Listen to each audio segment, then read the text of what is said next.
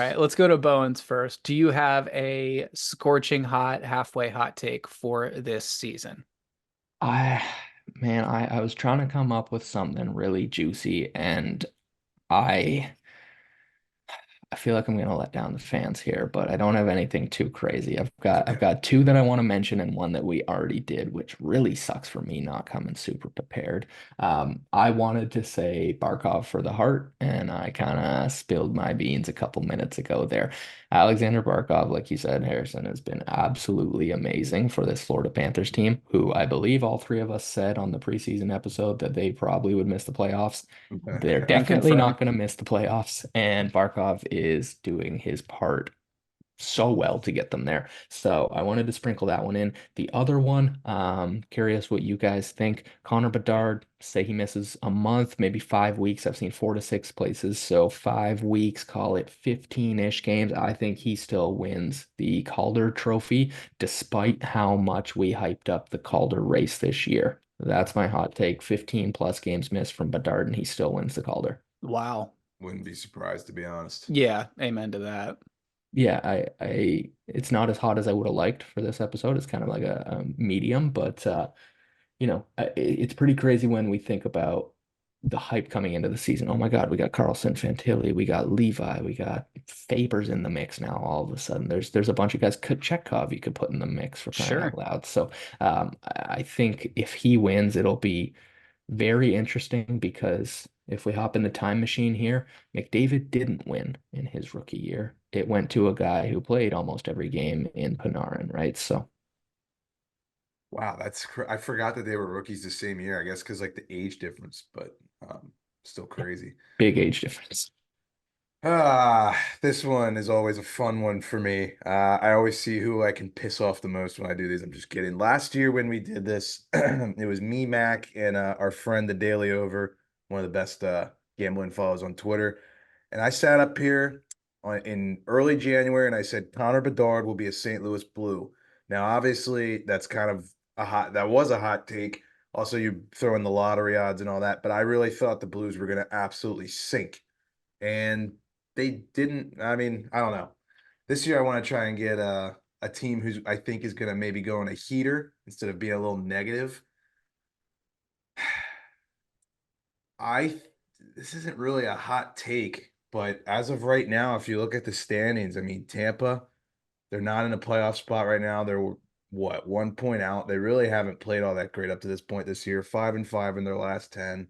Vasi, since coming back from injury, it's had glimpses of playing really good, glimpses of playing really bad. Stammer contract year. I don't know. I feel like there's a lot riding here for Tampa. A lot of people are writing them off. They're not talking about them. So I will make my hot take not as hot as last year, but I'm gonna say Tampa's gonna end up getting into the playoffs, and I think they will make the Eastern Conference Finals. Okay. It's my So the hot Bolts take. gone another little run here. No, Yeah. thank you. Yeah. No, A listen, I hard don't want it. pass. I don't want it either. But I mean, if I have to go hot, like, do I think they'll make the playoffs? Yes. Do I think they'll make the third round? Probably not, but got to do it. So All we're getting right, so bold. you know Breezeball is going to make a move. What are they looking for at the deadline? What do you think they need to get them to that point? When I look at Tampa, I'm saying, all right, Kucherov's playing out of his mind, Yeah. right? So that, and I don't really necessarily think that they need too much offense.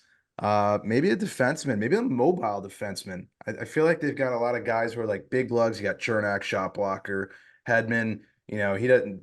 I don't want to say he's regressed. He's still unbelievable, but I just feel like they need one of those like 5'10", shifty kind of obviously Quinn Hughes is incredible, but one of those kind of guys, or like a Drysdale, like one of those Eric guys who's Gustafson. that. So like that would be a really that would make too much sense, right? I mean, I don't know what New York would give back, but those two teams have traded a bunch in the past, so why not? I mean, Dude, they trade Gustafson. more than college freshmen who live in the same dorm. It's just back and forth with those two teams. Do either of you guys have Tampa's lines in front of you right now? I do. Damn it. It's going to quiz you on their 6D right now because I would not have got three of them. Yeah, that Uh, that bottom pair is what do you got? I mean, you ever obvious. played the game Guess Who? Because I don't know who either of those guys are. Rip it. Let me hear it. Jack Jack Thompson. Thompson He's and good. Emil Martinson Lilleberg. That sounds like a In-N-Out order or something. I don't know what's going on Yeah, there. I've never heard of Martinson. If that's his name.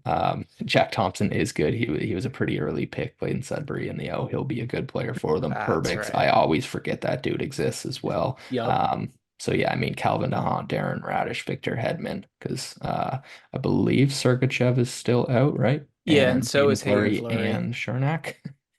Yeah, no, I mean, 3 of their 6 defensemen are out, so it even makes more sense. I watched one of their games last week, and I was like half on my phone, half watching. I was noticing, I was like, "What the fuck's going on with their defense?" Looked up the injuries, but Augustuson would make a lot of sense. I don't know, just saying. I think he's been arguably the best value deal in the NHL this year. I don't think the Rangers would be chomping at the bit to move him, but that is a perfect example of what Tampa could use right now. And Yeah, Laviolette clearly likes him. So Yeah. he yeah, they're not. he's brought him in twice now. So They probably won't move him. I would agree, but I'll go with Tampa as my hot take. I feel like they're a team that could make some noise. I also would say I don't know. I'm up and down on Pitt on Pitt, but lately they've looked pretty good, so we'll see.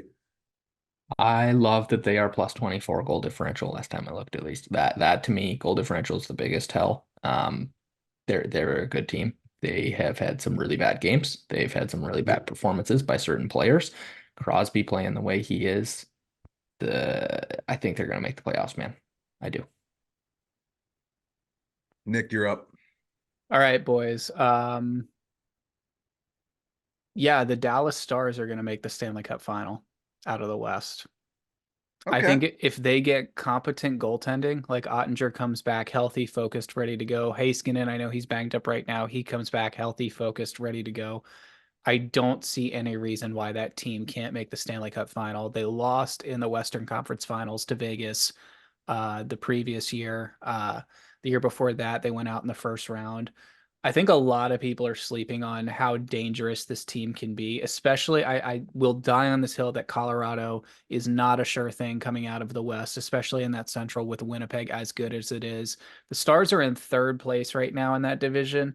They've got 2 games in hand and they're 4 points behind the Avs. I don't think that's anything crazy that they could catch and then pass them because the Avs can't keep the puck out of their own net and the Stars can. Let's talk about center depth for a second here. Rupe Hintz, Matt Duchene, Wyatt Johnson, Sam Steele, right down the middle. I love that. Solid. Especially the bottom 2 in the playoffs. I know Sam Steele was sort of like brought in like, oh, young skill guy from the Ducks. This will be fun. This is exciting. I think he's had an unreal start to this season. Um, these top 2 lines, Robertson, Hintz, Pavelski is 1, Marchment, Duchene, Sagan is 2. I really love both of those. I think come playoff time, those are sort of proven lines at this point that they can score in the postseason. I don't know, call it a gut feeling, call it a forced hot take, whatever you want. I think this team is going to the Stanley Cup final out of the West. No, I love that team. Obviously need Ottinger and Heiskanen to get healthy. That's going to be the key for them in the second Yep. half. We need those boys healthy come playoff time because, like you said, they're making the playoffs. To me, that's a team with some veterans that they know how to give 92%, just enough to get them to the playoffs. They're not run and gun 100% every game. They're going to get to the playoffs. They're a well-coached team. They play really well in the system. Wyatt Johnson is an unreal player. Get him in your book ASAP. But Matt Duchene to me is the piece that really I like about what they did. That is a piece that getting him in for so cheap, the type of dude that he is, the way that he plays, that is just such a good fit for me in the locker room and on the ice. That's a big piece. Yeah, Nick, I feel like ever since we've started this show, we're always like, Dallas, this could be it. This could be it. And then you had the bubble. I don't really know how you want to like categorize that, but I think they're due. I think Pavelski's probably the most deserving guy in the league to hoist a cup. I mean, I would love to see him do that.